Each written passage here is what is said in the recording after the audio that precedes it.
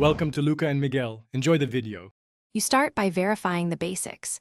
Your phone runs a compatible Chromium-based browser, and you're signed into your Google account. Once done, install a mobile Chromium build that permits extensions. Make sure sync is enabled so settings carry over.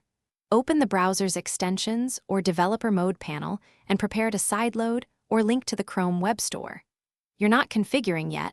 You're creating the environment that lets extensions install and run reliably on mobile.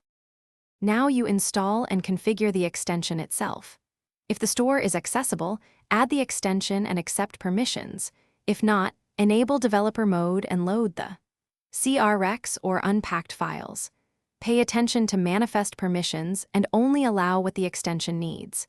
Once added, open its options page and toggle background activity, site access, and notifications so it functions on mobile. Make sure you pin or enable it in the toolbar for quick access. Finish by validating behavior.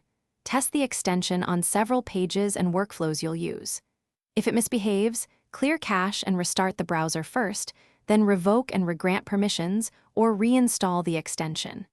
If problems persist, try an alternate Chromium build or update the OS, because some mobile power and privacy settings block background extensions. One key troubleshooting tip: check battery optimizations and background data restrictions.